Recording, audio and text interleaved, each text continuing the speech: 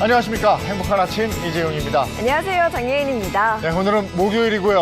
오늘 세상 돌아가는 얘기 좀 할 건데 종부세 얘기하고 3차 재난지원금 얘기 나와요. 이 얘기까지 한번 나눠보도록 하겠습니다. 네, 그에 앞서 오늘 날씨부터 전해드리겠습니다. 오늘은 전국의 하늘 표정 대체로 흐리겠습니다. 강원 영동은 오후부터 5mm 안팎의 비가 내리겠고요. 제주도는 오전까지 빗방울 떨어지겠습니다. 또 오늘은 미세먼지도 말썽인데요. 특히 서쪽 지역을 중심으로 미세먼지에 대한 대비가 필요하겠습니다. 서울, 경기와 충청권은 종일 나쁨 수준 나타내겠고요. 그 밖의 지역은 보통, 또 인천과 강원 영서, 전북을 중심으로는 오전에 나쁨 수준 예상됩니다. 이어서 오늘 기온 살펴보시면 오늘 아침 최저기온 영하 3도에서 영상 7도, 한낮 최고기온은 9도에서 16도까지 오르겠습니다. 일교차가 크다는 점 참고하시기 바랍니다. 네, 11월 26일 목요일 행복한 아침 지금 시작합니다.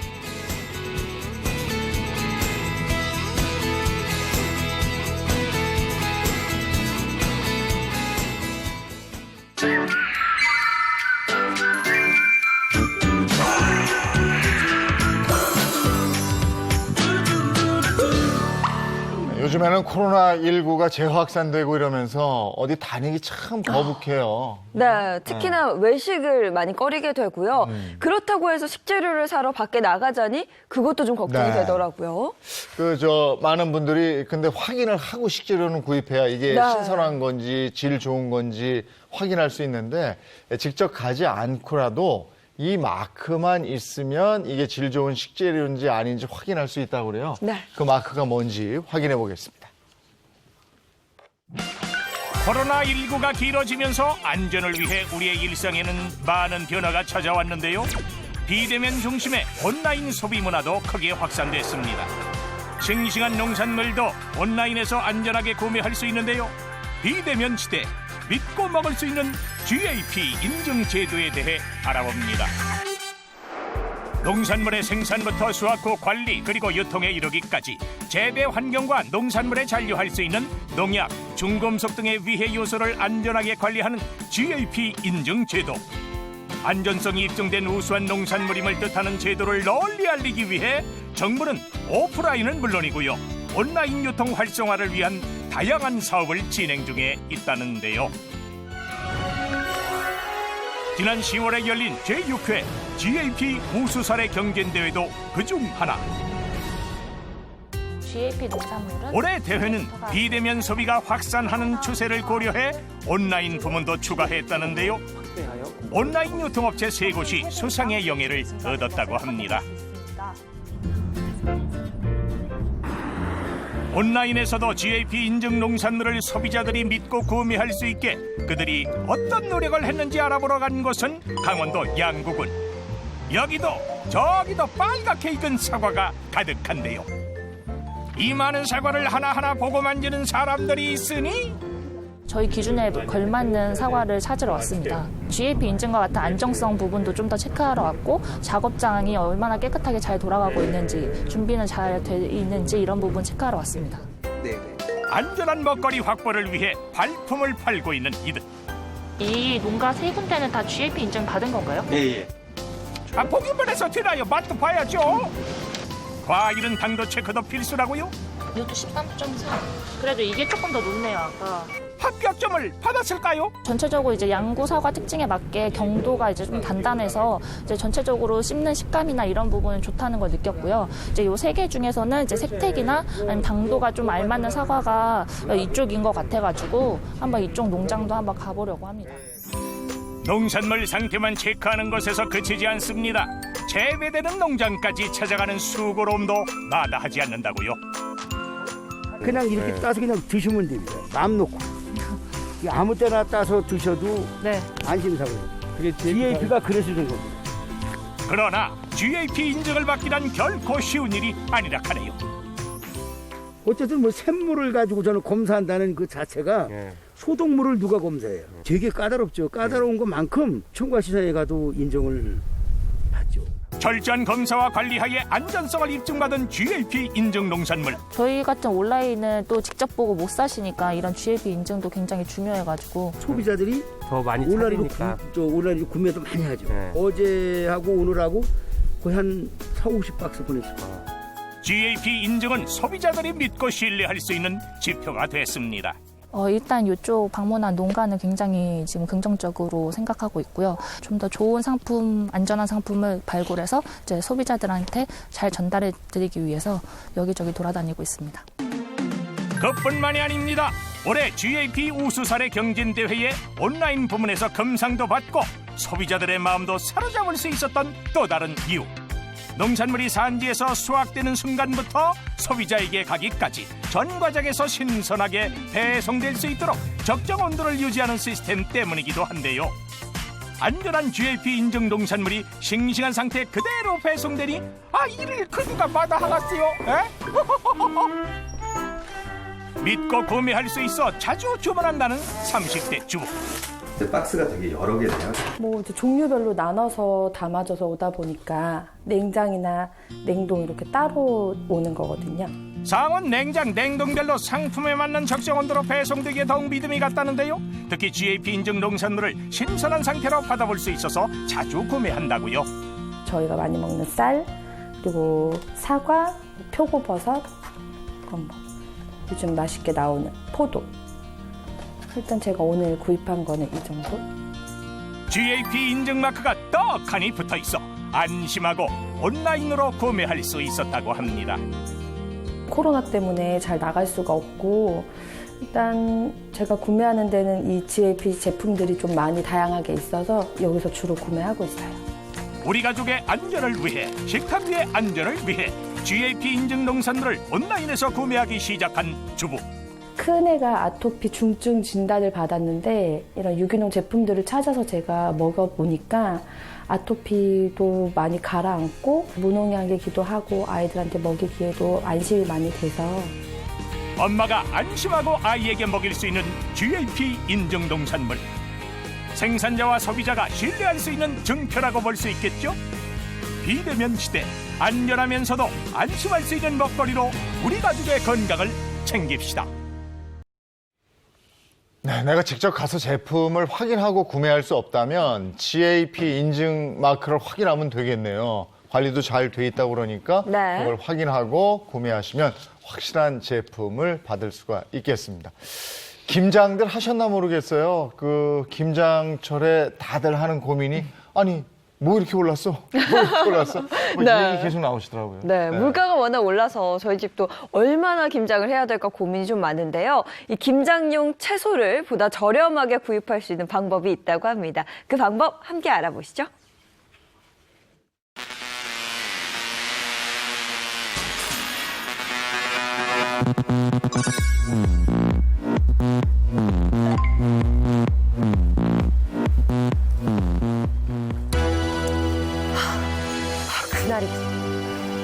그날이 왔어. 무슨 날인데요? 바로 김장하는 날. 춥고 긴 겨울을 대비해 많은 양의 김치를 한꺼번에 담가 저장하는 김장 문화. 올해도 어김없이 김장철이 다가오면서 전국이 들썩이고 있습니다. 신선한 김장용 채소를 보다 저렴하게 사기 위해서인데요. 맛있는 김장김치, 알뜰하게 담글 수 있는 방법은 뭘까요? 착한 김장 채소 구매 꿀팁, 지금부터 함께 만나보시죠. 여러분 안녕하세요. 팡그레 팡그레 가수 신나라입니다. 요즘 김장철을 맞이해서 주부님들의 발걸음이 아주 분주한데요. 특히 채소값은 오르고 장바구니 물가도 높아지는 바람에 값싸고 질 좋은 채소를 찾기 위해 발품을 팔고 계신다는 소식입니다. 어떻게 하면 값싸고 질 좋은 채소 구입할 수 있는지 저랑 함께 들어가 보시죠. 고고! 믿고 먹을 수 있는 농축산물을 판매하고 있는 서울의 한 대형마트. 특히 이곳에서 가장 주목받고 있는 곳은 바로 여기, 김장용 채소를 판매하는 공간입니다. 우와. 배추, 무, 파, 마늘까지 이곳에 온갖 김장김치 재료가 가득한데요. 하, 보기만 해도 배부르다는 말이 바로 이 심정입니다. 정말 너무 싱싱해 보여요. 이것들로 김장김치 담그면 맛있겠다. 산지에서 직송한 우리 농산물 이걸로 김장김치를 담그면 1년은 든든하게 날 수 있겠죠? 배추 봐. 엄청 싱싱하게 생겼네.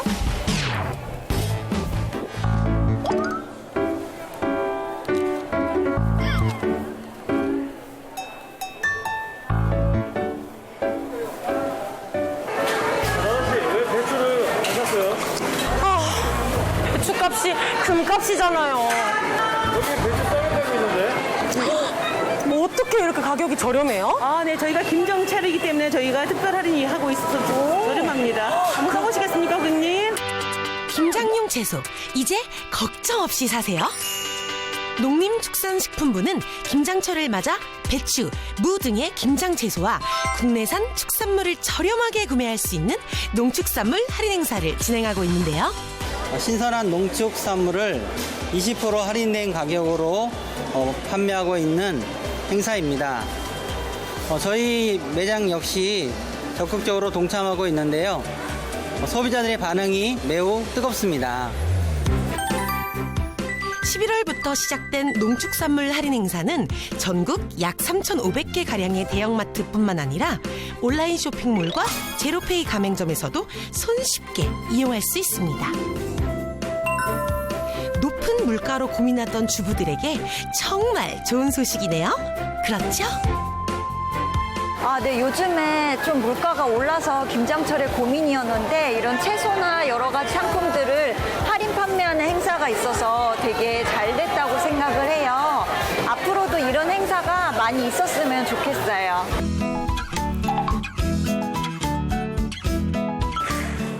뜨거운 보쌈에 차가운 김장을 먹으면 너무 맛있겠다. 어머니, 이거 20% 할인된 거 맞아요? 네. 신난다. 저만 이 할인 행사를 알고 있을 수 없죠. 여러분들에게 몽땅 알려드릴 거예요. 우와, 신난다. 김장김치에는 수육이 빠질 수 없죠. 국내산 축산물도 할인된 가격으로 구매할 수 있으니까 잊지 말고 꼭 챙겨가세요. 김장채소도 우리 농축산물도 농활 갑시다 캠페인으로 저렴하게 구입하세요. 농활 갑시다 캠페인 잊지 말아요. 가정 경제를 안정시키고 농축산물 판매 촉진에 도움을 주는 농활갑시다 캠페인과 함께 여러분 모두 맛있고 행복한 겨울 보내세요.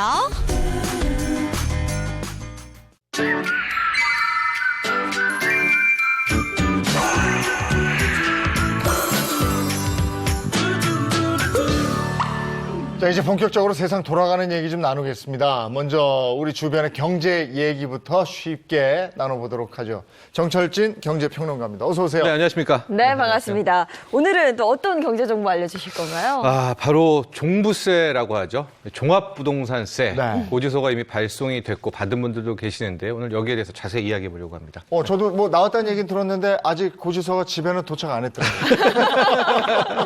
기도하고 있는데 언제 깜짝 도착할지 모르겠어요. 종부세라는 게 우리가 집을 살 때 취득세 내잖아요. 네. 갖고 있을 때는 보유세를 내고 네. 팔 때 양도세를 내는데 갖고 있을 때 내는 보유세. 이게 우리가 재산세를 내는데 일정 가격 이상 네. 고가 주택에 대해서는 바로 이 종부세라는 것을 또 냅니다. 연말에. 네. 바로 그 세금에 대한 이야기입니다. 그렇죠. 그러니까 말씀해 주신 것처럼 집이 있다고 해서 모두가 다 내는 건 아니고 네. 고가 주택이라는 거죠. 그렇습니다. 이제 소유하고 있다고 해서 다 대상자는 아니고요. 가격으로 따지면은 1주택자 기준입니다. 네. 공시 가격 9억이니까 시세로 하면은 약 한 12억에서 13억 이상 되는 분들이 대상이 되는 거고요. 이 공시 가격은 언제 결정되느냐?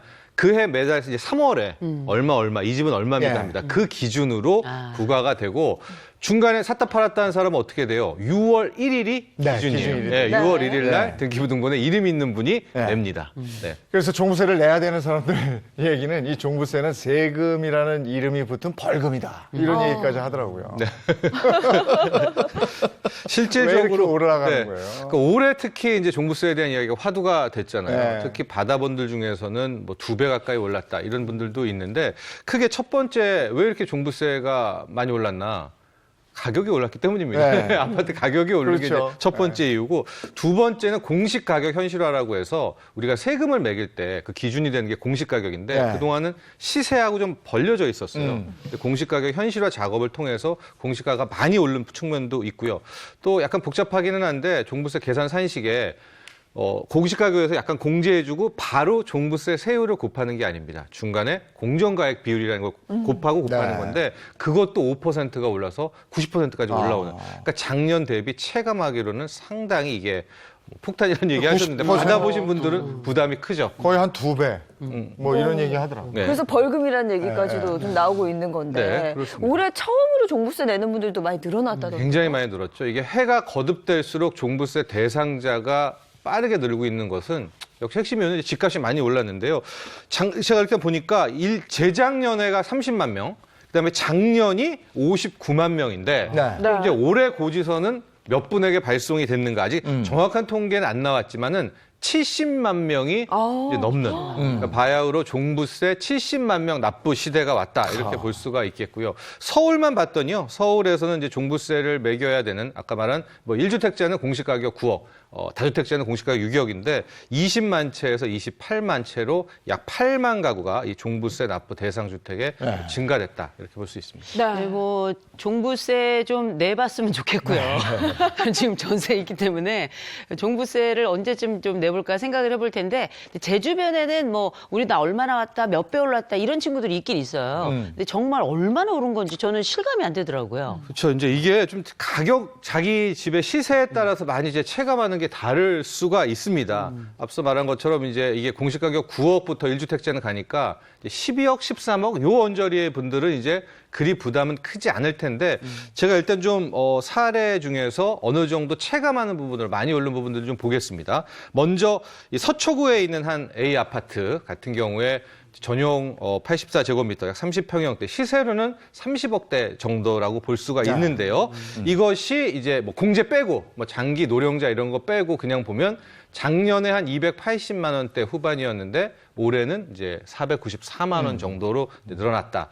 그다음에 마포구에 있는 한 아파트 같은 경우에는 시세가 20억 정도라고 하면 한 작년에 38만 원 정도였었다면 이제 올해는 한 57만 원 정도로 이제 늘었다. 그러니까 시세 30억이면은 500만 원 정도, 시세 20억대 정도면은 한 60만 원 정도가 이제 부담이 되지 않겠느냐 이렇게 보여주고 있습니다. 근데 말씀해 주신 서초구의 아파트 같은 경우는 몇십억대. 그렇죠. 30억이요. 뭐 30평형대가 30억이죠. 네, 그런 경우죠. 네. 당당 1억이라니까. 네. 그러면 30억대의 아파트를 가지고 있으면 네. 세금으로 500만 원 정도는 네. 제가 가졌으면 뭐 그렇게 좋겠는데. 생각할 수 있겠네요. 네. 그래서 이제 거기 보면은 야 시세 30억인데 뭐 작년에 한 2, 300 내다가 올해 500 내는 게 뭐가 부담이냐는 쪽이 있지만 네. 또 반론은 그게 이제 개인 사유재산인데 그 사람 입장에서는 그렇죠.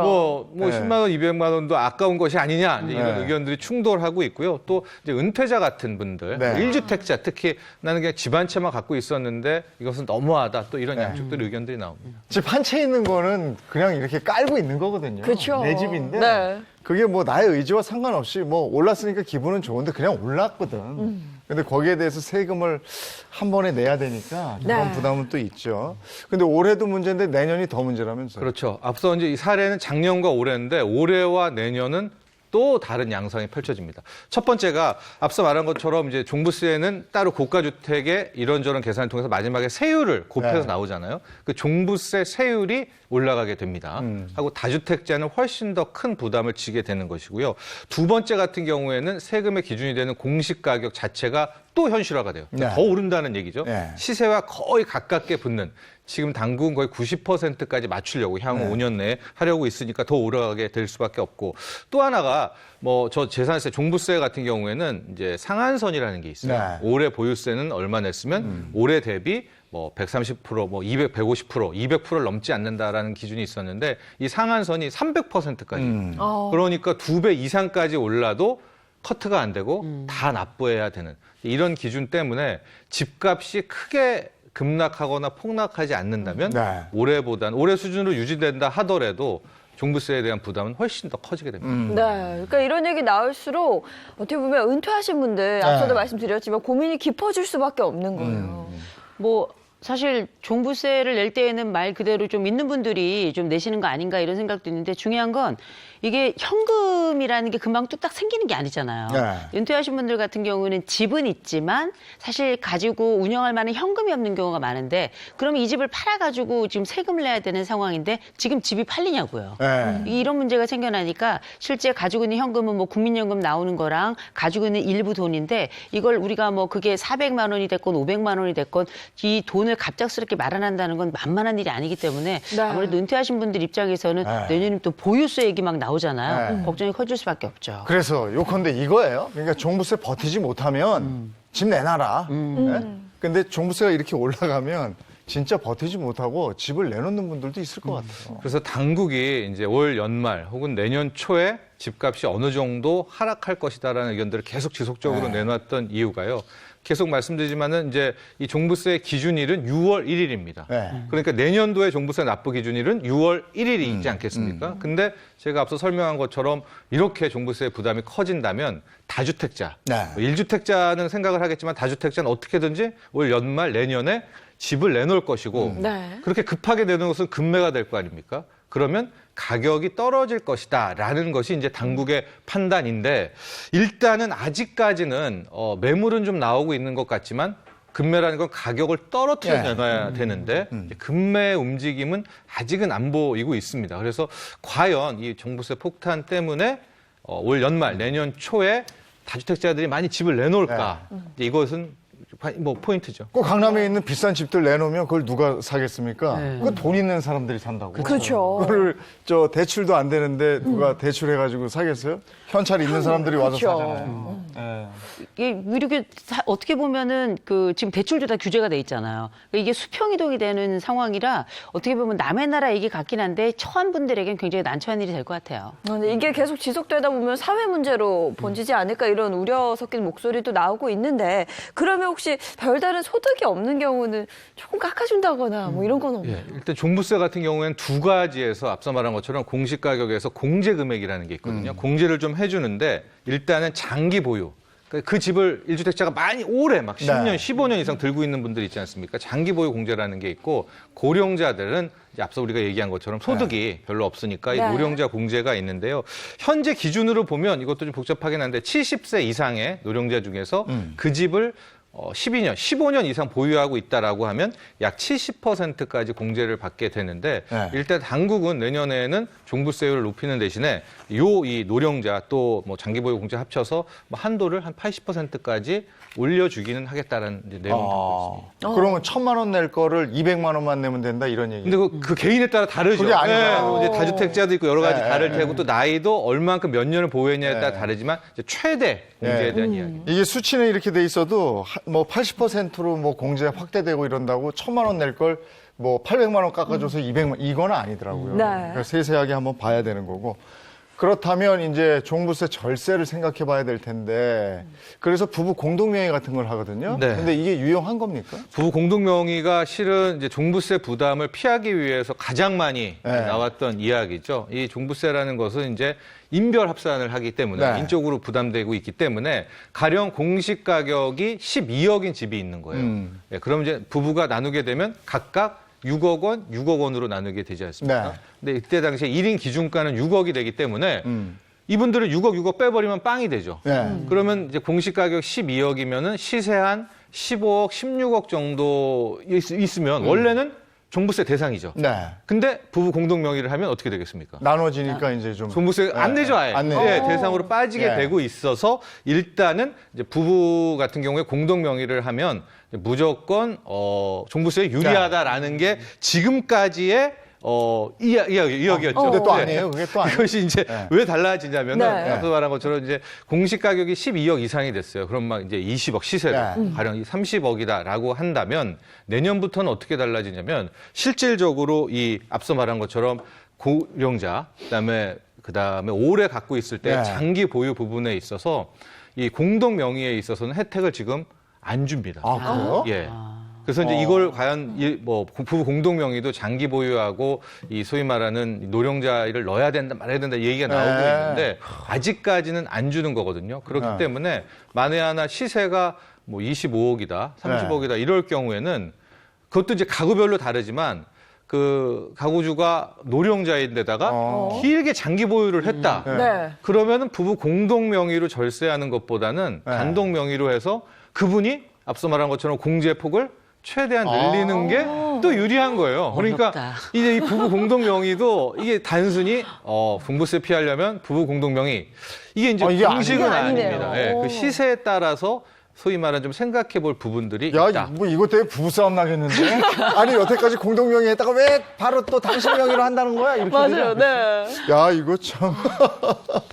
그러면 12억 이상은 공동명의는 좀 생각을 해봐야 되겠다, 공시지가에서. 네. 예, 그러나 또 워낙 변수가 많으니까 세무사 찾아가시지만 또 모르지 뭐. 일단은 무조건 공동 명의야 라는 것은 이제 좀 달라질 수 있다. 그러면 이제 뭐 이렇게 해놓으면 다주택자들은 이제 확실히 집을 좀 내놓겠습니까? 이게 이제 포인트가 되겠죠. 예, 이제 다주택자들이 과연 내년 6월 1일 전에 집을 내놓을 것인가. 근데 이제 다주택자들이 인터뷰를 좀 해보면 현재 다주택자들은 양도세 부담이 크거든요. 아, 그렇죠. 근데 문제는 내년 6월 1일 기준으로 되면 양도세 부담도 더 커집니다. 아, 또 오르나요? 예, 3주택자 같은 경우에는 거의 80%까지. 생활 80%를 내요? 네, 양도 차익의 80%까지 내야 되니까 그거를 포기하고 급매물을 내놓을까? 네. 당국은 내놓을 수 있다라고 보고 있는 것이고요. 근데 반면에 이제 물량이 나오면 그 물량을 또 누군가가 받아야 되지 않습니까? 예. 근데 그 받을 분에게 있어서는 실은 뭐 취득세라든가 또 지금 주택담보대출 규제라든가 또 하나 사는 쪽에서의 이 규제가 있으니까 이게 앞뒤가 다 막혀 있는 거거든요. 그래서 실질적으로 실수요자들, 뭐 무주택자 기간이 늘거나 이런 분들이 집을 사게 될 때는 좀 어느 정도는 뭐 풀어줘야 된다.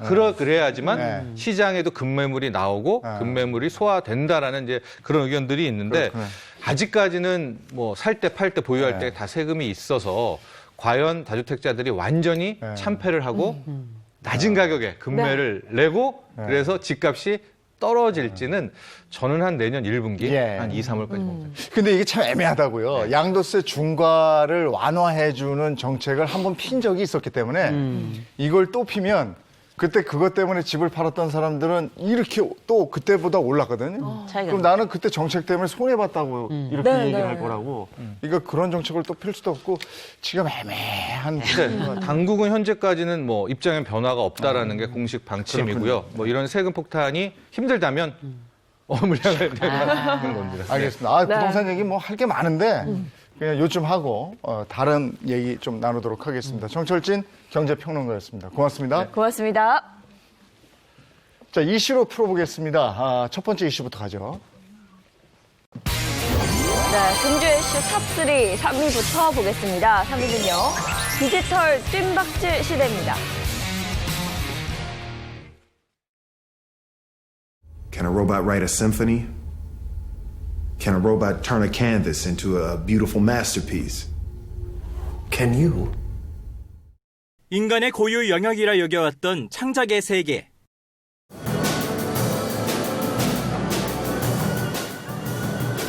이제는 사람의 연주에 맞춰 기계가 드럼을 치고 피아노를 연주합니다. 이 곡도 국악 특유의 리듬과 구성을 바탕으로 인공지능이 작곡한 겁니다. 장르 그리고 스타일 저희가 다양한 트레이닝을 했습니다. 작곡가가 창작할 때 있어서 사용되는 프로세스 그대로 적용해가지고 인공지능이 장소와 상황에 맞춰 어울리는 곡을 골라주기도 합니다. 조만간 인공지능의 연주에 맞춰 합주도 할 수 있게 됩니다. 구글은 인공지능이 30만 가지의 소리와 1000여 개의 악기를 데이터로 분석해 스스로 학습해가며 이전에 없던 새로운 음악을 만드는 기술을 다듬고 있습니다. 장르와 분위기, 분량을 직접 선택하면 여기에 맞는 음악을 인공지능이 1분 안에 만들어주는 서비스도 등장했습니다. 이렇게 만들어진 음악은 주로 게임이나 명상에 활용됩니다. 사람의 창작을 돕고 영감을 불어넣는 인공지능. 지금도 끊임없이 인간의 음악을 배우며 진화하고 있습니다. 야, 인공지능이 이제 저기까지 갔네요. 그러니까요. 예. 자, 오늘 이슈로 세상 사는 얘기 풀어주실 분입니다. 고현준 시사평론가입니다. 어서 오세요. 반갑습니다. 야, 인공지능이 창작까지 해요. 그러니까요. 아, 진짜 대단하네. 어떤 일이 벌어질지 이제 걱정됩니다. 아니, 논문 쓴다는 얘기 들어서 이제 논문 안 써도 되나 막 이렇게 생각했는데 좀 보니까 막 인간의 최고 창작품이라고 하는 보이지 않는 존재 그 음악을 한다 그래서 저는 깜짝 놀랐어요. 네. 놀라운 세상인데요. 이게 딥러닝이라고 해서 왜 스스로들이 학습을 한다 그러잖아요. 네. 그러니까 지금 보여지는 게 다가 아닐 거다. 글쎄 말이에요. 앞으로는 뭐 더 엄청난 일들이 벌어지지 않을까 이런 생각이 듭니다. 그러니까 기기가 갈수록 점점 더 발전을 한다는 건데 이렇게 되면 인간은 어떤 역할을 하게 될까요? 아, 이게 뭐 영화 같은 거 보면 예, 뭐 기계가 인간을 지배하고 뭐 이런 맞아요. 세상들도 네네. 있는데 그런 세상은 안 왔으면 좋겠고 아무래도 이 시스템을 만들고 뭔가 이렇게 새로운 정보들을 계속해서 제공하는 건 결국 또 인간의 영역이 아닌가 싶은 생각이 드는데 잘 관리를 하고 잘 활용을 했으면 좋겠습니다. 네. 애들한테 물어봤더니 초등학생 애들이 인공지능 발달하면 내 숙제 해줄 것 같다고 그렇게 좋아하는 것 같은데 이제 정말 기계한테 사람이 배우는 시기가 온 것 같고요. 네. 앞으로 이게 더 발달이 된다면 이게 주객이 정말 전도가 되는 건 아닌가 그러면서 정말 사람이 가지고 있는 가장 고유한 특성이 사라지면 어떡하나 이런 생각도 좀 하게 되더라고요. 네. 인류의 모든 정보를 넣어줄 텐데 그럼 우리보다 훨씬 똑똑하게 되잖아요. 그럼요. 네. 그러면 어떻게 될까 싶기도 하고. 자, 우리 자동차만 해도 그렇습니다. 그동안에는 내연 자동차였다가 이제는 뭐 전기 자동차가 굉장히 익숙해요. 네. 그래서 요즘에는 주유소의 형태도 미래형으로 바뀌고 있다고. 그렇습니다. 그 뭐 우리 잘 알고 있는 그 G사 주유소가 이제 미래형 주유소가 만들어졌다고 하는데 뭐 기존의 주유 서비스 하는 것과 뭐 자동차 세정하는 것 이런 것들은 당연히 있고요. 네. 여기 뭐 전기 충전할 수 있는 시스템들이 들어가는 거고 뭐 전기차 쉐어링 부분이라든지 경정비 이런 것들이 포함이 된 미래형 주유소가 만들어지는데 이게 좋은 게 충전을 하기 위해서 플러그를 꽂잖아요. 네. 꽂으면 자연스럽게 여기서 이제 승인 절차도 이루어지고 결제까지 한 번에 이루어질 수가 있다고 해요. 이 편리해지는 부분들은 분명히 있는 것 같습니다. 네, 편하긴 진짜 편할 것 같아요. 네. 주유소도 미래형으로 변화하고 있다는 건데 교육 분야는 좀 어떤가요? 지금 뭐 우리가 이미 온라인이 교육 세상을 점령을 하고 있잖아요. 네, 그래요. 교육 풍경이 워낙에 많이 바뀌었는데 이제 문제는 지금 공교육이 기본적으로 추구하고 있는 몇 가지 가치가 있는데 그 첫 번째가 기초학력 능력을 배양하는 게 하나가 있고요. 또 하나는 우리가 교육 격차라는 게 공교육을 통해서 많이 해소가 되는 거고 또 정서적인 지원도 같이 한다. 이게 기본적인 지원 방침인데 문제는 이게 온라인화가 되면서 취약계층들, 어려운 학생들한테는 아무래도 이게 부정적인 혹은 부족한 부분이 발생할 수밖에 없다. 지금 이런 상황이라 막상 교사들 79%가 뭐라고 대답했냐. 원격 수업으로 학생들 간의 학습 격차가 커졌다. 이렇게 이야기하고 있거든요. 취약 지역에 있는 학생들, 또 취약 계층에 있는 학생들에게 이 온라인 세상이라는 게 오히려 또 하나의 취약을 만들어내는 건 아닌가 이런 걱정이 좀 생겨나는 거죠. 네. 아니, 백화점도 많은 변신을 하고 있다면서요? 그러니까 백화점은 가서 물건 보고 거기서 구입하는 게 이제 우리가 흔히 알고 있는 백화점의 모습인데 네. 이제 뭐 코로나19 때문에 대면하는 것이 힘들어지니까 네. 라이브 생방송을 하면서 물건을 판다는 거예요. 그러니까 실제로 모델이 옷을 직접 입어본다든지 아니면 뭐 화장을 대신 한번 해본다든지 이런 것들을 영상으로 보고 구입을 결정하는 뭐 그런 얘기들이 나오고 있는데 실제로 그 L백화점에서 케이스를 좀 보면 지난 15일에 이 라이브 방송 통해서 판매됐던 핸드백 같은 경우에는 억대 매출을 기록하기도 했다고 합니다. 네. 그렇군요. 근데 저희가 그 얘기 하나 드려야 될 것 같은데 아까 제가 그 교육 분야 말씀을 드렸잖아요. 네. 이번에 저한테는 굉장히 좋은 소식으로 들렸는데 K사에서 통신사인데요. 여기서 일명 우리가 요새 랜선 유치원, 랜선 초등, 랜선 중등 이런 얘기 나오는데 랜선 야학을 한다는 겁니다. 네. 그래서 실시간으로 교육 시스템을 제공을 하고 또 장소나 시간에 구애받지 않고 편한 공간에서 언제든지 학습 공간에 들어올 수 있도록 이런 시스템을 이미 구축을 했고요. 아무래도 이런 과정이 이런 우리 학습 공간에서 발생하는 이런 차이들이나 아니면 취약계층에 대한 이런 부족 부분을 충분히 메우는 데 기여를 할 수 있지 않을까 싶습니다. 네. 우리 주변 세상은 이렇게 빠르게 변해가고 있습니다. 다음 주제로 넘어가겠습니다. 네, 금주 이슈 탑3 2위 보겠습니다. 2위는요. 왜 내 맘을 모르니?입니다. 지하철 동묘암역과 가까운 18층짜리 역세권 청년주택입니다. 지난해 관광호텔을 개조해 만들다 보니 주변에 술집과 모텔들이 많습니다.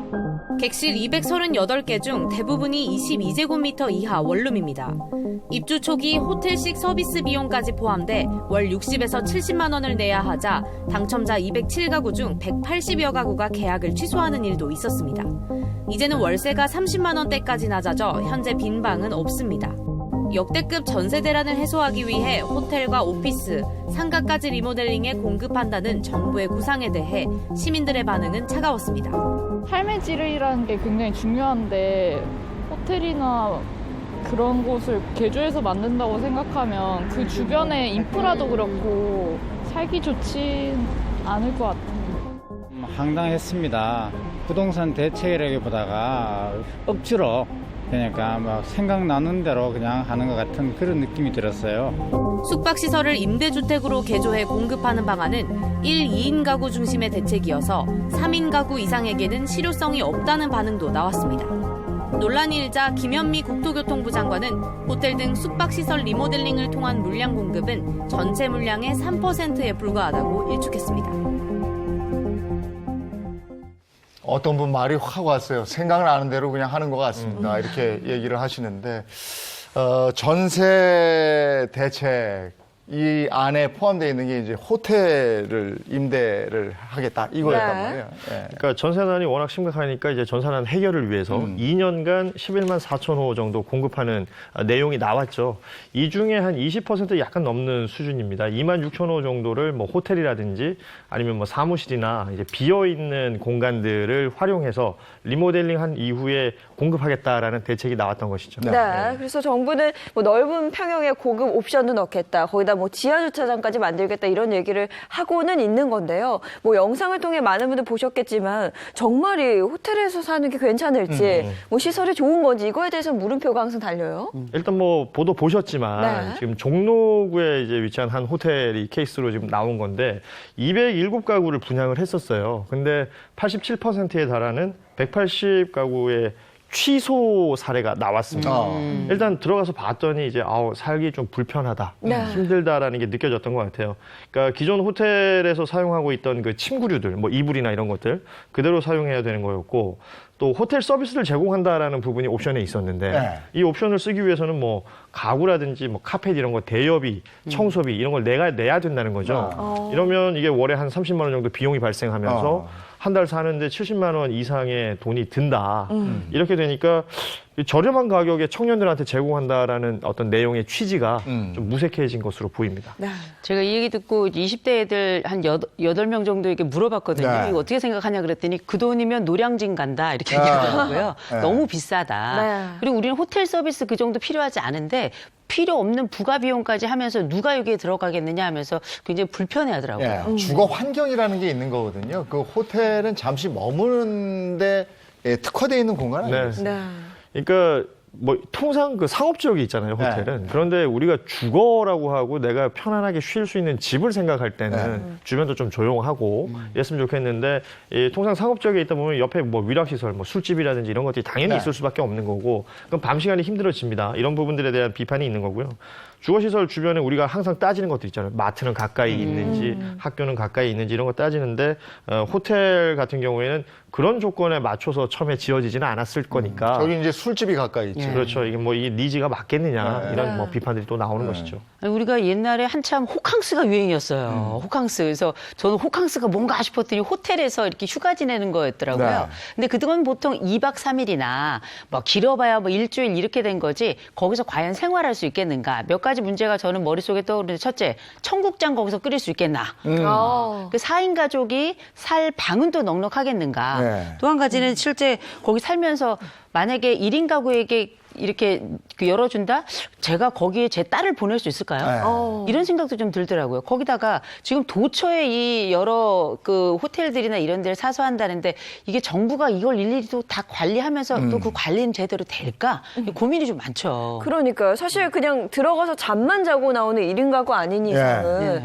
호텔 안에서 생활한다는 게 그냥 생각을 해봐도 쉽지는 않을 것 같아요. 뭐 앞서도 얘기해 주셨지만 이제 우리가 일반적으로 3, 4인 가구만 되더라도 생활하기 힘든 공간들이에요. 그러다 보니까 이 부분에 대한 비판이 나오는데 지금 대책 내놓는 내용들이 뭐 호텔, 상가 뭐 이런 공시를 활용한다는데 이거 1인 가구 뭐 좋게 봐줘도 2인 가구 정도까지밖에 살 수 없는 것 아니냐라는 내용들이 나오는데요. 아무래도 그 아이들이 있는 뭐 4인 이상 가구들은 해당 사항이 거의 없다. 네. 이렇게 네. 보시면 될 것 같습니다. 네. 아니, 사실 제가 결혼한 지 얼마 안 됐잖아요. 그래서 이번에 신혼집 구하면서 뭐 아파트 정말 많이 찾아봤는데 주변 인프라 당연히 따지게 되고요. 그리고 단지는 좀 큰지 혹은 또 나중에 아이가 생기게 되면 아이가 생활할 수 있는 환경은 어떤지 다 전체적으로 좀 고민을 하게 되더라고요. 그게 바로 주거 환경이거든요. 그렇죠. 그렇습니다. 네. 그러니까 전체 그 11만 4천 호 중에서 2만 6천 호라고 제가 말씀을 드렸는데 뭐 다는 아니니까 뭐 일단은 좀 다행스러운 일이긴 합니다만 이 호텔 혹은 비어있는 상가 사무실들을 전세난 해소하는데 이용한다라는 부분 이게 어떤 정책을 위반하시는 분들의 어떤 창의력이 좀 부족했던 것 아닌가. 지금 나와 있는 공간을 어떻게 해서든 활용하겠다라는 의지는 느껴지나 이게 정말 그 집을 구하고 있는 전셋집을 구하고 있는 분들의 어떤 욕구나 뭐 요구에는 좀 부족했던 것이 아닌가라는 비판은 피하기 어려울 것으로 보입니다. 그리고 호텔 임대 외에 또 공공전세라는 거 있죠? 이건 뭐예요? 공공전세는 이제 국토부에서 진행하는 건데요. 2022년까지 이제 추첨으로 그 전세를 그 제공하겠다는 겁니다. 그러니까 무주택자들에 한해서 추첨을 통해 가지고 최대 6년간 살 수 있는 전셋집을 제공한다는 건데 시세는 주변의 90% 정도의 전세금으로 살 수 있게끔 해준다라는 공공전세 그 개념이 도입이 된 거죠. 그러니까 지금 나온 거 보면 야 이거 뭐 전세난 월세 뭐 지금 빨리 어떻게 좀 해결을 해야지 하고 나온 것 같은데 근데 우리가 주거라는 것은 이제 그 임대나 어떤 이런 급조된 것보다는 평생 내가 집 걱정하지 않고 머무를 수 있는 공간 이거 아니겠습니까? 그렇죠. 둥지. 네, 둥지. 근데 이제 지금 이런 시스템으로 계속 가다 보면 이 둥지 만드는데 정말 태클이 걸리는 것 같은 느낌을 지울 수가 없거든요. 지금 이렇게 호텔로 상가로 하는 이유는 결국은 안정성을 위한 건데 장기적인 면으로 보자면 이게 과연 안정성에 얼마나 도움이 될까 조금 더 아까 뭐 우리 고평론님 말씀하셨던 것처럼 조금 더 창의성이 필요하지 않을까 싶습니다. 네, 참 이런 걸 보면 국민들의 마음을 몰라도 너무 모른다 이런 생각이 들고요. 그러면서 국민 정서에 맞지 않는 게 아니냐 이런 이야기들도 나오고 있다고 합니다. 관련된 영상부터 보고 오시죠. 늘 이제 임대주택에 대한 약간 선입견들을 갖고 계셔서 사실 그걸 좀 깨는 게 저희한테는 되게 중요한 문제일 것 같아요. 그래서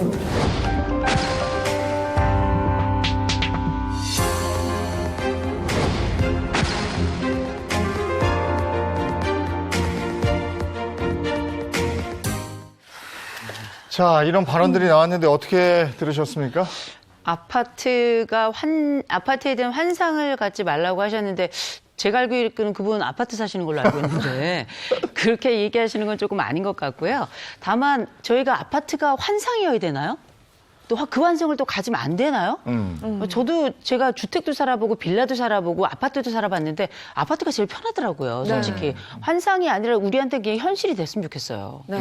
이게 좀 그 심리적인 부분이 있거든요. 그러니까 정말 지금 집 때문에 고통 겪고 있는 분들의 그 기분이랄까요? 이런 것들에 대한 배려가 다소 부족하지 않았나 이런 생각을 당연히 해볼 수밖에 없습니다. 좀 더 거시적으로 지금 뭐 이렇게 장기 플랜을 만들어 놓은 주택 관련된 뭐 여러 정책들이 나오고 있습니다. 그런데 지금 당장 이 집 때문에 고통받고 있는 일반 국민들이나 시민들의 그 정서도 좀 살펴줄 수 있는 좀 따뜻한 그런 정책들이 필요할 것 같습니다. 부동산 얘기할 때 많은 분들이 그 얘기 하더래요. 즉흥적, 고집. 예, 부동산은 여기서 접고 다음 이슈로 갑니다. 네, 금주의슈 탑3 1위 보겠습니다. 1위는요. 3차 재난지원금 지급되나입니다. 더불어민주당이 뒤늦게 3차 재난지원금을 예산에 반영하자며 지금 논의에 합류했습니다. 예결위에서 내년도 예산안을 심의하고 있으니 취약계층에 대한 재난피해 지원책을 예산에 반영하는 방안을 정부와 함께 찾고 야당과도 협의하기 바랍니다. 코로나19 재확산에 따른 피해 우려와 재난지원금 찬성 여론이 커지면서 지급 찬성으로 가닥을 잡은 겁니다. 당 관계자는 2, 3조 원 정도 규모로 소상공인 등 피해가 큰 업종에 선별 지급하는 방안이 논의되고 있다고 전했습니다. 앞서 국민의힘도 재난지원금 예산으로 약 3조 6천억 원 증액을 언급한 바 있습니다. 피해 업종 지원과 위기가구 긴급생계 지원 등을 위해서 3조 6천억 원, 6천여 원의 재난지원금을 필요한 곳에 적시에 지급하도록 하겠습니다. 민주당의 찬성으로 3차 재난지원금은 3조 원 안팎 규모로 선별 지급될 가능성이 커졌습니다. 내년도 예산안 처리 법정 시한이 일주일가량 남은 가운데 여야 협상은 3차 재난지원금 예산으로 난항이 예상됩니다. 3차 재난지원금, 이게 가능성이 얼마나 될까요? 일단 뭐 정치권에서 나오는 이야기 들어보면 여야 모두 이 재난지원금이 필요하다는 데는 이견이 없어요. 네. 근데 뭐 선별적으로 줄 것이냐, 보편적으로 줄 네. 것이냐 이런 것 가지고 또 얘기가 될 것 같고 줄 타이밍은 언제로 잡을 것이냐 네. 뭐 이런 것들. 왜냐하면 아시는 것처럼 이제 다가오는 내년 4월이 되면 뭐 큰 보궐선거들이 또 있기 때문에 네. 선거 앞두고 이게 또 중요한 이슈가 되지 않을까라는 얘기들도 하는데 3차 재난지원금이 지급되는 데는 큰 이견이 없을 것 같고 당초에 그 민주당 그 여당 안 같은 경우에는 지금 본 예산 심의가 아직 남아 있기 때문에 이거 다 끝나고 다루자라고 했었는데 이걸 앞당겨 가지고 본 예산에 넣자라는 식으로 이제 입장을 선회한 바가 있거든요. 그렇기 때문에 재난지원금이 지급되는 데는 큰 뭐 무리가 없을 것으로 보입니다. 네, 이와 관련해서 여론조사 결과가 나왔는데 화면 보면서 좀 자세히 설명을 드리겠습니다. 국민 10명 중에 6명 정도가 3차 재난지원금 지급에 찬성한다라는 결과가 나왔고요. 리얼미터가 전국 18세 이상 500명에게 3차 재난지원금 지급 찬반을 물은 결과 찬성이 전체 응답의 56.3%로 집계가 됐습니다. 그럼 벌써 세 번째 재난지원금이 될 텐데 이게 나오게 된다면 그렇죠. 이 재난지원금이 그럼 어떤 역할을 하게 될까요? 우리가 이제 1월 20일에 우리나라에서 코로나19 확진자가 처음 나왔어요. 네. 그러면서 거의 1년을 코로나19와 함께 생활하다 보니까 제일 많이 얘기하는 건 방역이었습니다. 방역만큼이나 많이 얘기하는 게 경제인데 경제가 돌아간다는 건 돈이 돌아야 된다는 얘기거든요. 네. 근데 너무 이렇게 막혀 있고 좀 묶여 있는 상황이에요. 그러다 보니까 이 재난지원금이 좀 시장이 풀리게 된다면 돈이 돌아서 좀 경제 활성화에 어떤 불쏘시개가 좀 역할을 해줘야 되지 않을까 그런 생각이 드네요. 우리가 왜 지금 막 김장철이잖아요. 사실 김장이라는 게 우리가 김치를 준비한다 생각하지만 겨울을 준비하는 일종의 마음의 준비거든요. 근데 실질적으로 이번에 만약에 3차 지원금이 나온다고 한다면 저는 이게 겨우살이를 위한 하나의 준비 작업이 될 수 있다고 생각을 하고 이게 인생을 바꾸고 갑자기 코로나 전국을 확 뒤집는 그런 것까지는 영향을 못 미치겠지만 겨울나기를 위한 준비, 이런 마음의 준비에는 영향을 미칠 것 같고요. 아무래도 참 놀라운 게 우리가 보통 마음이 좋아지려면 마음으로만 해결한다고 생각하지만 물리적인 뭔가가 들어오면 그 녹는 속도가 훨씬 더 빨라지는 경우가 많거든요. 이번에 그 3차 지원금이 만약에 나온다면 제가 볼 때 무리 없이 진행이 된다면 어느 정도 심리 방향 경우에도 영향을 미치지 않을까 싶은 생각이 듭니다. 근데 이게 1, 2차 때도 마찬가지였고 3차 얘기 나오면서도 분분한 것이 선별이냐 아니면 다 주는 거냐 이런 부분이거든요. 뭐 아시는 것처럼 1차 때는 보편적 지급이었고 2차 때는 선별 지급을 했습니다. 이게 의견이 분분한 게 야, 왜 누군 주고 누군 안 주냐 이러면서 이제 선별적 지원에 대해서 불만을 가지는 목소리도 있고 난 필요 없다. 나는 살만하고 필요 없는데 차라리 그 돈을 이 방역하는 데 더 써라. 뭐 이런 식의 의견들도 나오고 있어서 이건 뭐 정치권에서도 똑같이 요 논쟁은 항상 이루어지고 있거든요. 좀 지켜봐야 될 것으로 보입니다. 그러면 1차와 2차를 비교했을 때 어느 게 좀 더 효과적이었을까요? 전문가들 대부분의 의견은 1차 때 효과가 더 있었다라는 거예요. 그러니까 전체적으로 다 줬을 때 더 경제적인 효과가 있었다라는 평가인데요. 민간 소비 진작 이 부분입니다. 그러니까 뭐 아시는 것처럼 현금이라든지 당시에 신용카드, 뭐 체크카드, 뭐 이렇게 상품권 등으로 우리가 받을 수가 있었잖아요. 네. 이걸 직접 가서 쓰면서 우리 소상공인들, 자영업자들 매출에 바로 영향을 미쳤기 때문에 돈이 돌면서 그 어떤 효과가 있었다라는 게 얘기인데 뭐 같은 시기를 놓고 전년도하고 비교해 보면 그 카드 매출이라든지 이런 것들이 줄었던 부분들이 재난지원금이 지급되고 나서 5월, 6월 계속해서 그 좀 나아지는 모습들, 카드 매출이 나아지는 모습들을 볼 수가 있었기 때문에 이런 부분들이 얘기가 나오는 것으로 보이고요. 그러니까 2차 때는 반면 이게 선별적으로 지급이 되면서 상대적으로 좀 어려운 분들, 지금 이제 고통을 겪고 있는 분들에게 줬더니 이게 오히려 돈이 돌지 않고 그 안에서 묶였다라는 평가들이 있는 거예요. 그래서 결과적으로는 1차 때 보편적으로 다 지급했을 때 이 경제 좀 윤활유가 흘러가는 듯한 효과는 더 있었다라는 평가가 있는 것입니다. 반대 얘기도 있잖아요. 분명히 있죠. 왜냐하면 반대 얘기는 이제 기재부 자료를 근거로 했을 때 이런 얘기들을 많이 해요. 기획재정부가 이제 자료를 내놓은 게 있었는데 1차 재난지원금 때 새로운 소비 창출이 된 건 약 30% 정도밖에 안 된다라는 얘기입니다. 5월에서 8월 정도의 이제 카드 승인액을 보면 14조 3천억 정도 그때 당시에 재난지원금을 뿌렸었는데 기존에 쓰던 거 다 쓰고 새롭게 소비가 창출된 거는 한 30% 정도밖에 안 된다는 게 기획재정부의 보도 자료였어요. 이거는 뭐 기획재정부가 그동안 가지고 있었던 내용들에서 뺄 거 빼고 남은 내용들을 평가한 거기 때문에 시장하고 잘 안 맞는다라는 얘기들도 분명히 있습니다. 다만 기획재정부에서는 이 보편적 지급보다는 선별적 지급을 하면 적재적소에 쓸 수 있는 부분이 있기 때문에 이 부분에 더 좀 장점이 있다라고 주장을 한 바가 있습니다. 네. 그럼 혹시 두 분의 생각은 좀 어때요? 어느 쪽이 더 나은 것 같다라고 생각하세요? 저는 일단 직접적으로 돈을 주는 게 좋은 것 같아요. 직접적으로 돈을 줘서 바로바로 현장에서 쓰일 수 있게끔. 뭐 이런 표현은 좀 그렇습니다만 재난지원금을 받는 나도 기분이 좋고 받아서 내가 쓰면서 우리 자영업자들 매출에도 바로 영향을 줄 수 있게끔 저는 1차 때처럼 좀 보편적으로 다 줬으면 좋겠다는 생각을 합니다. 저는 꼭 줬으면 좋겠어요. 꼭 주셨으면 좋겠는 게 이게 경제나 방역이나 이게 대국민이잖아요. 누군가에게 특별한 것이 아니라 일부를 통해서 물론 효과를 보는 것도 좋은데 제가 생각해도 1차 지원금 때 훨씬 더 이 경제 혈색이 돌았던 것 같고 또 실제 그 돈을 받았을 때 그걸 들고 나와서 쓰는 사람들의 그 표정도 시장에 나가면 확연하게 달랐었거든요. 이런 효과를 모르겠어요. 저는 그냥 서민이니까 이렇게 시장에 나가서 봤을 때 느낌으로 볼 때는 전체적으로는 1차처럼 주시되 꼭 주시는 걸로 했습니다. 근데 또 궁금한 점은 이거예요. 사실 3차 재난지원금을 통해서 막 경제가 되면 물론 좋겠죠. 근데 이걸 우리 정부가 감당할 수가 있느냐. 이거에 대한 그 문제가 또 제기가 되는 거잖아요. 그러니까 나라 국간 걱정을 안 할 수가 없죠. 돈이 있을까? 올해 4차례 추경을 했습니다. 재정 지출이 550조가 넘었었는데 그러니까 본 예산보다 한 42조 정도가 더 늘어난 거였던 거거든요.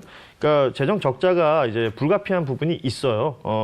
118조 정도의 재정 적자가 있었는데 그래도 이 코로나19라는 아주 특이한 상황이고 특별한 상황에 정부 곡간 풀어서라도 국민들 좀 편안하게 해줘야 된다라는 목소리들도 분명히 있기 때문에 이 부분은 사회적 토론도 필요하고 사회적 합의도 꼭 필요한 부분으로 보입니다. 재난지원금이 1차 때는 앞에 붙어 있는 게 있었어요. 긴급 재난지원금인데 어느 틈엔가 긴급이 빠졌어요. 시기가 굉장히 중요한 거 아닙니까? 타이밍을 잘 봐야 될 텐데 지금 뭐 그러니까 절차가 있어요. 그러니까 뭐 예를 들어서 오늘 얘기해서 내일 당장 줄 수 있는 거면 좋을 텐데 그게 아니라 여야 간의 이견도 있고요. 이 절차를 잘 따져보면 일단은 지금 이제 2단계죠. 저희가 사회적 거리두기 2단계인데 이 2단계부터 시작해서 최대한 빨리 지원해줬으면 좋겠다라는 목소리가 있지만 내년 초쯤 예상하는 목소리들이 가장 유력한 것으로 보입니다. 내년 초면 또 선거 있고 막 이런데. 네, 3차 재난지원금 얘기까지 나눠봤습니다. 고맙습니다. 고맙습니다. 이번에 닥터가 간다 하겠습니다. 대구에서 사연이 왔다고. 네. 6남매를 키우면서 고생하신 이 아버님의 걱정을 건강을 걱정하는 큰따님이 사연을 보내주셨다고 했는데요. 관련 사연 영상으로 함께 하시죠.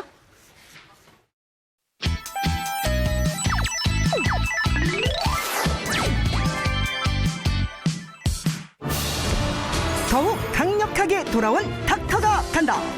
각 분야 전문의들이 총집합. 보다 치밀하고 더욱 확실하게. 어떤 어려운 상황에서도 최선을 다해 끝까지 여러분의 건강을 책임지기 위해 오늘도 달립니다. 국민 건강 프로젝트 닥터가 간다. 안녕하세요. 개그맨 이동엽 인사드리겠습니다. 안녕하세요. 정훈재입니다. 야, 우리 정 선생님. 네. 저희가 진짜 오랜만에 보는 것 같아요. 근데 혹시나 저 빼고 방송했나 싶어가지고. 뭐 제가 그럴 리가 있겠습니다. 네, 의리 지켜주셔서 감사합니다. 아닙니다. 네. 그나저나 제가 오랜만에 봤지만 빨리 봐야 되는 게 있습니다. 뭐죠? 사연을 봐야죠. 그렇죠. 바로 만나보겠습니다. 영상을 보여줘.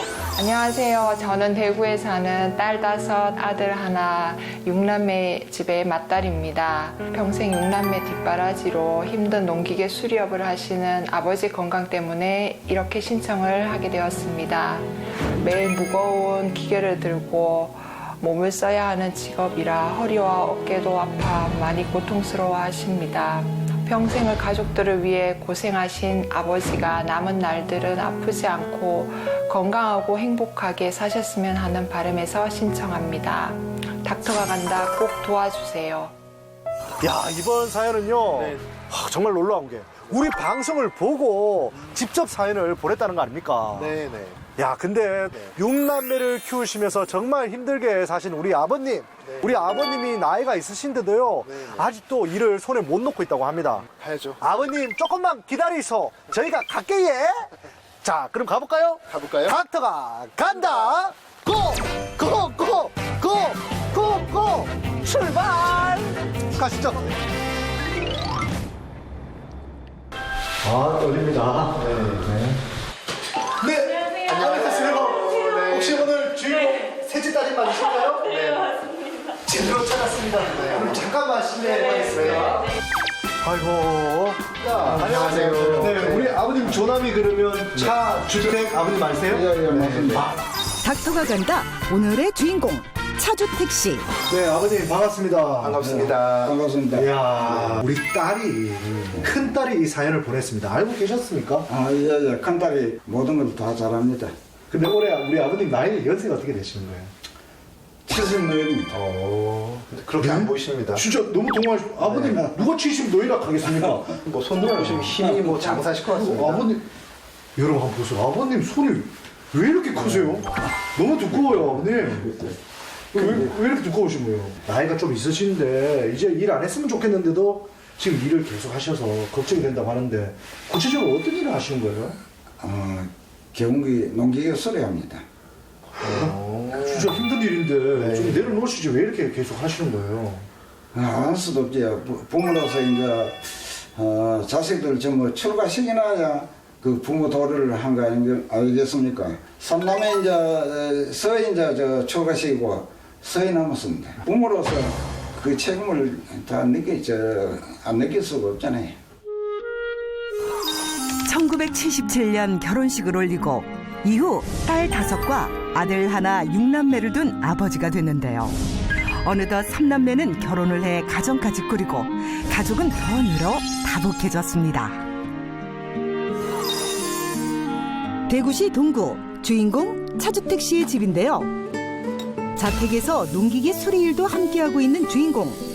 이곳에서 일을 하며 6남매를 모두 키웠다고 합니다. 옛날에는 참 일하기는 안 했는데 지금은 뭐 10분의 1도 안 됩니다. 갑자기 트럭에 올라타는 주인공. 무슨 급한 일이라도 생긴 걸까요? 전부 덜해서 이제 이 기계가 고장나기 때문에 전부 출장 많이 가지. 예전에는 장거리 출장도 마다하지 않고 다녔지만 지금은 허리 때문에 동네 가까운 거리만 출장을 나간다고 하네요. 가버려도 이게 안 돼가지고 지금 오늘 불러놨잖아. 오래된 농기계도 능숙하게 수리를 해봅니다. 아이고 쎄, sor어가지고. 다 했나? 따돌이 마시면 안 된디. 척하면 척. 이 정도면 농기계 수리의 달인으로 인정해도 될 것 같은데요.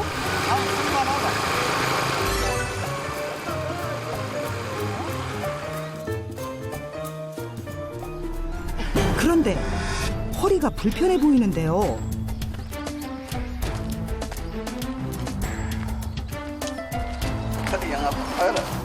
무거운 것들 저기 일어설 적에 또 뭐 전기통으로 지리야 그런 게 이건 뭐 어떤 데는 뭐 힘없이 푹 주저앉는 그런 정도 될 때도 있어요. 제대로 펴지지 않는 허리, 무척 힘들어 보입니다.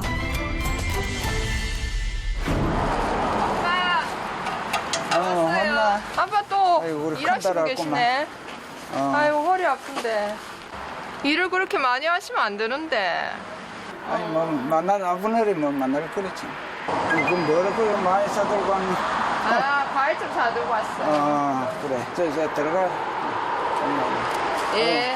아버지가 제가 이제 친정에 올 때마다 늘 허리 아프다는 말씀을 계속 하셔가지고 되게 마음이 아파요. 6남매 뒷바라지 하셨는데 평생을 이제 일하시는 모습을 보았으니까 되게 좀 안쓰럽고 마음이 아파요.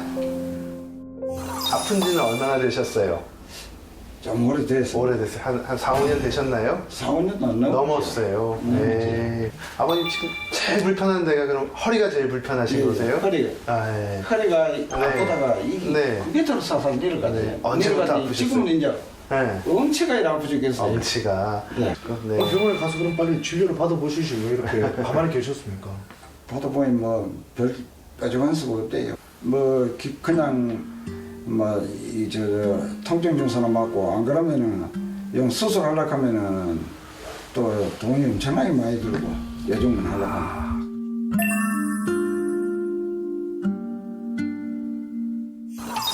협착이 있지만 또 앞으로 많이 휘어있거나 그런 건 없으시고요. 그냥 가보는 거죠. 네네. 발근에 협착이 있고, 네. 아마 척추관 협착증이라고 하는 병일 가능성이 많습니다. 네네. 그래서 이제 척추관 협착증은 이제 우리 허리뼈 사이에 있는 디스크가 이렇게 닳아서 주저앉고 신경이 빠져나온 길 쪽으로 이렇게 뼈가 자라나오면서 신경이 눌리는 병입니다. 그 아버님의 전반적인 건강 상태는 좋으신데 하지만 척추 협착증은 특히나 이제 4번, 5번 사이가 엑스레이 상에서는 뭐 퇴행성 변화가 꽤 심각한 상태로 조금 보입니다.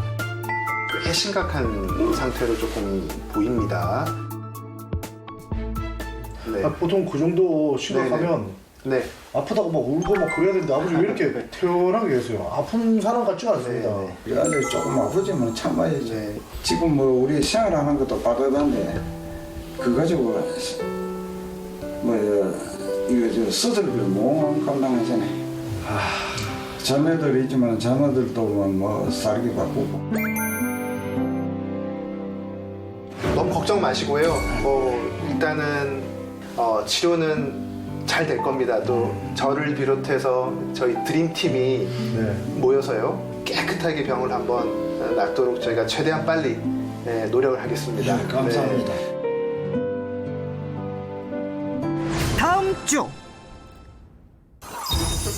닥터가 간다. 닥터 드림팀이 모였다. 정밀한 진단을 시작으로 환자의 상태를 꼼꼼하게 분석. 과연 그는 어떤 상태일까? 충격적인 반전 다음 주를 기대해 주세요. 네, 아버님의 사연이 또 마음을 찡하게 하는데요. 모쪼록 건강해지시는 모습 기대해 보겠습니다.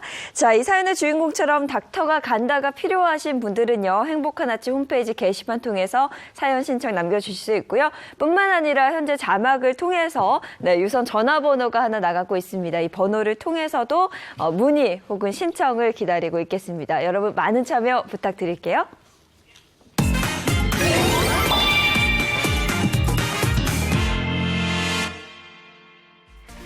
대우조선해양이 세계 최초로 조선소 안에서 LNG 운박 선박이 건조 중인 LNG 선박에 액화 천연가스를 옮겨 싣는 이 선박대 선박 LNG 선적 작업 테스트를 성공적으로 마쳤다고 밝혔습니다.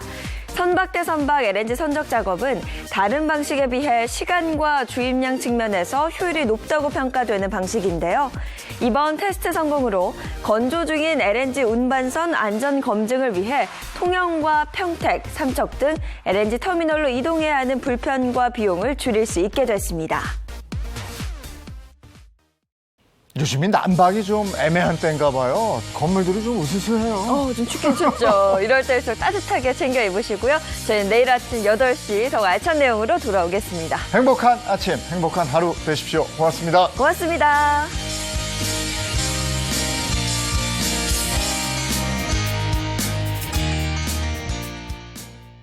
채널 A